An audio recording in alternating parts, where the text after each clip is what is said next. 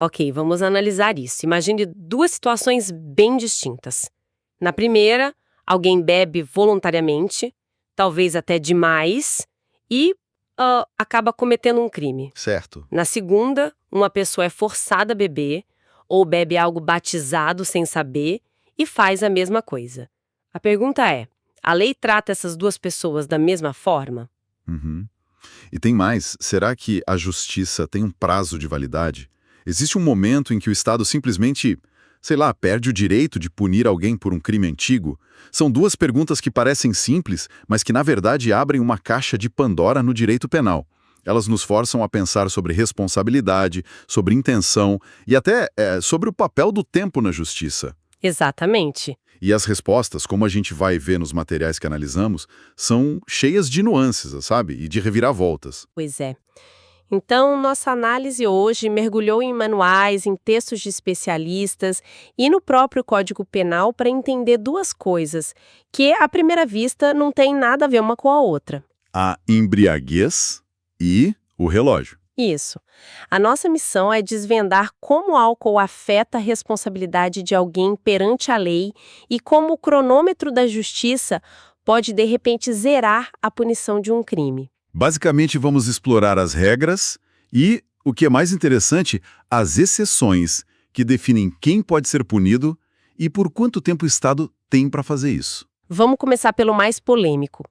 Beber e cometer um crime pode isentar alguém de culpa? A maioria das pessoas talvez pense que sim, que a pessoa estava fora de si. É o senso comum, né? Mas a resposta padrão da lei, lá no artigo 28 do Código Penal, é um sonoro e direto não. É um não bem enfático, na verdade. A regra geral é que emoção, paixão ou a embriaguez voluntária ou culposa não excluem a responsabilidade penal. Certo, e é fundamental entender o que a lei quer dizer com voluntária e culposa.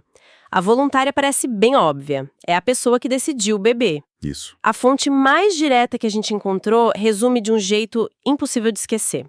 O cara bebeu porque quis. Simples assim. A intenção era beber, e a embriaguez foi a consequência direta esperada dessa escolha. Ok, não há muita discussão aí. Mas a culposa é onde a coisa começa a ficar mais cinzenta. Pelo que eu entendi, é o caso da pessoa que não queria ficar bêbada, mas acabou nesse estado por... Falta de cuidado. É isso. Exatamente. O exemplo clássico que os manuais citam é o de alguém que pensa: vou tomar só uma latinha para relaxar. Uhum. Mas por imprudência, por negligência, perde a conta e acaba tomando 10 latinhas. O objetivo final não era a embriaguez, mas a pessoa foi, descuidada no processo que a levou até lá.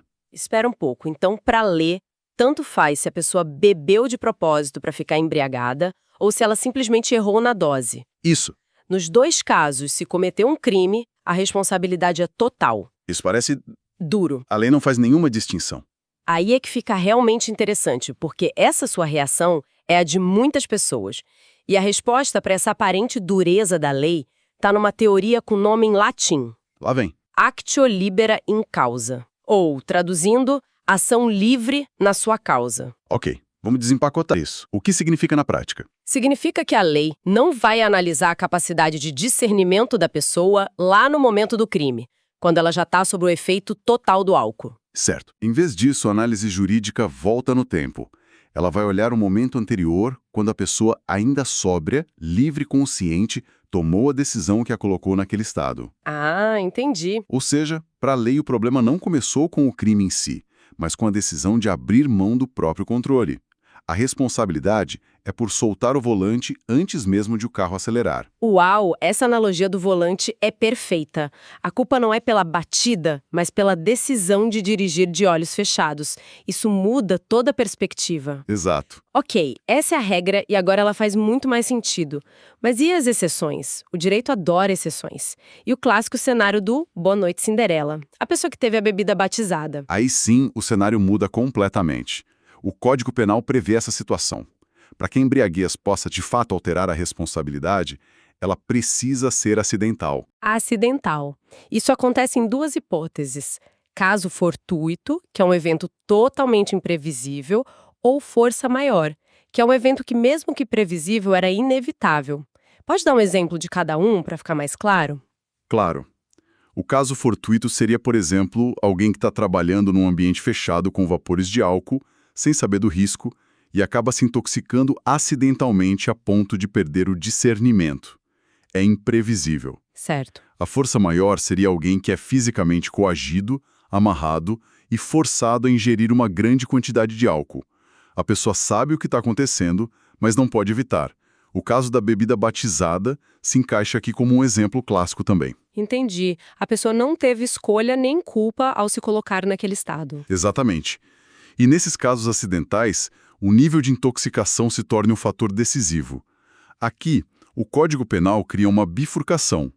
Se a embriaguez acidental for completa, Completa. isso, se ela retirou inteiramente a capacidade da pessoa de entender o que estava fazendo, ela é considerada inimputável.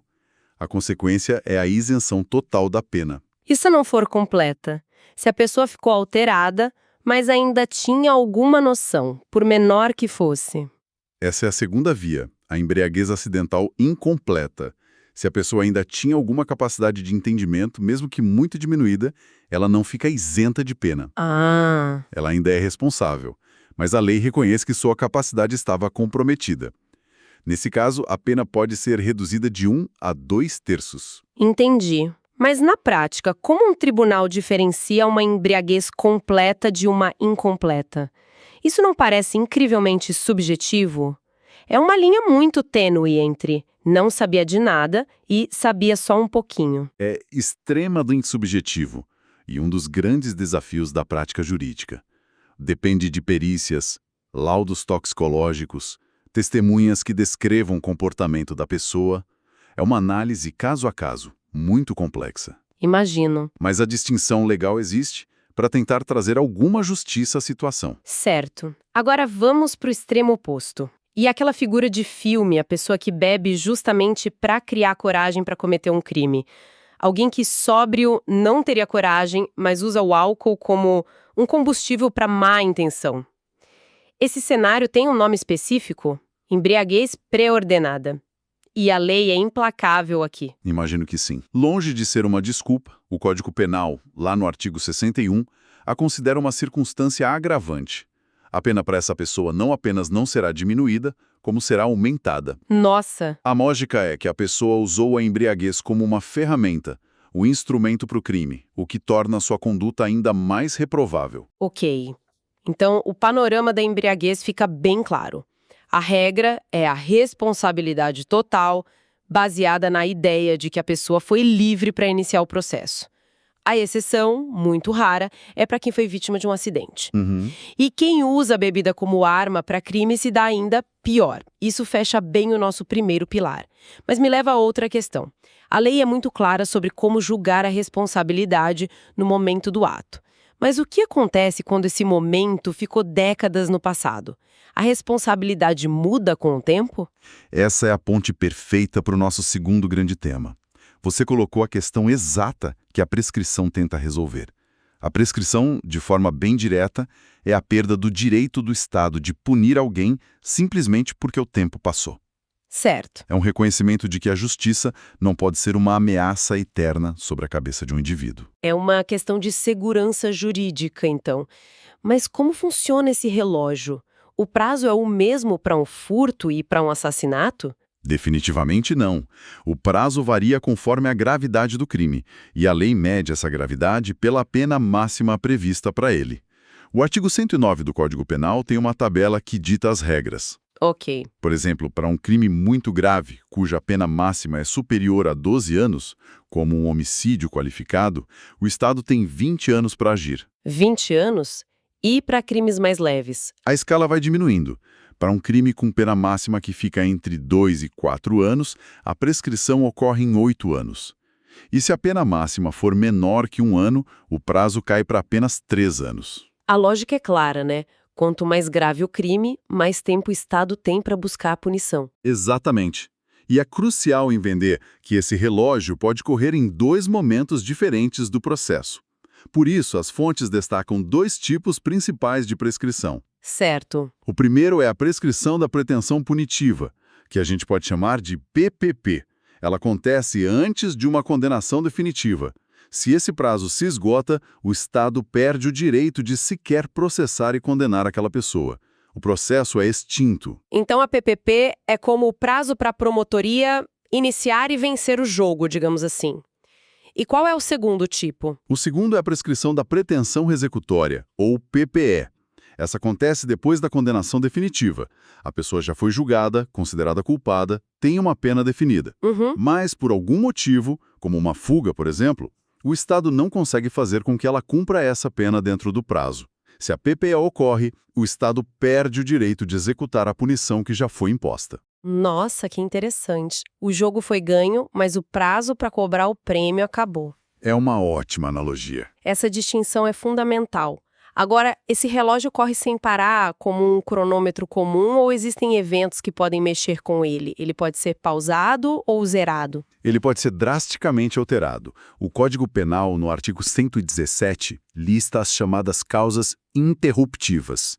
Elas funcionam como um botão de reset. Reset? Sim, quando uma delas acontece, o prazo que já correu é descartado e o relógio começa a contar tudo de novo, do zero. E que eventos são esses tão importantes a ponto de zerar o tempo? Olha, os dois marcos mais importantes são o recebimento da denúncia pelo juiz, que é o momento em que o processo efetivamente começa, Certo. e a publicação da sentença condenatória recorrível. Cada um desses atos mostra que o Estado está agindo, está se movendo, e por isso a lei dá a ele um novo prazo completo para continuar. Ok, então o relógio pode ser reiniciado. Mas existe algo que possa acelerar o tempo? Algum tipo de fast forward legal? Sim, e este é um detalhe que as fontes destacam como absolutamente crucial e que decide o destino de muitos processos. O artigo 115 do Código Penal diz que todos os prazos de prescrição são reduzidos pela metade, se o criminoso era menor de 21 anos na data do crime, Metade? ou se ele for maior de 70 anos na data da sentença. Espera aí. Cortados pela metade. Isso é um impacto gigantesco. Um crime que prescreveria em 20 anos passa a prescrever em 10 se o autor tiver 20 anos de idade. Estratégia de um processo penal. Muitas vezes, a defesa trabalha com o tempo, sabe? Sabendo que essa regra pode levar à extinção da punibilidade. Ok, são muitas informações, mas acho que conseguimos montar o quebra-cabeça. Vamos recapitular os pontos mais importantes que a gente extraiu das nossas fontes. Vamos lá. Primeiro, sobre a embriaguez, a regra é clara. Se a pessoa bebeu por vontade própria ou por descuido, ela é 100% responsável pelo que fizer. Isso. A lei não olha para a falta de consciência no momento do crime, mas para a escolha consciente de beber que veio antes. Segundo, a exceção a essa regra é raríssima e específica. Só a embriaguez totalmente acidental, causada por um evento imprevisível ou inevitável, pode livrar alguém da pena. E mesmo assim, só se a pessoa ficou completamente sem noção do que fazia. E claro, beber é para criar coragem não só não ajuda, como piora a situação, aumentando a pena. E terceiro, sobre o tempo. A prescrição é o prazo de validade do direito de punir do Estado. Esse prazo é maior para crimes mais graves e menor para os mais leves. E o ponto fundamental: o relógio pode ser zerado por atos importantes do processo, como o recebimento da denúncia, e pode ser acelerado, com o prazo cortado pela metade, por causa da idade do réu, se for menor de 21 ou maior de 70. Exato. Esses pontos realmente organizam o pensamento sobre dois temas que parecem distantes, mas que estão no coração da aplicação da justiça penal. Eles definem quem pode ser responsabilizado e por quanto tempo. Precisamente. E essa discussão sobre o tempo nos leva a uma reflexão final que vai um pouco além dos textos que a gente analisou. Vimos que a prescrição existe como um mecanismo de segurança para evitar a incerteza perpétua de uma acusação. Certo. No entanto, a própria Constituição Federal já estabelece que certos crimes são tão graves que nunca perdem seu prazo de validade, são imprescritíveis. Como racismo. Como o racismo e a ação de grupos armados contra o Estado, por exemplo. O que nos deixa com uma questão para o futuro, então. Exatamente. Isso nos leva a uma pergunta que a sociedade vai ter que enfrentar cada vez mais. No mundo de hoje, com tecnologias de DNA que resolvem casos de 40 anos atrás e com a informação digital que nunca desaparece, será que os prazos de prescrição que foram pensados no passado ainda fazem sentido? É uma boa pergunta. Onde a gente traça a linha entre a necessidade de um ponto final para a perseguição do Estado e o clamor social por justiça não importa quanto tempo tenha passado? É uma pergunta em aberto.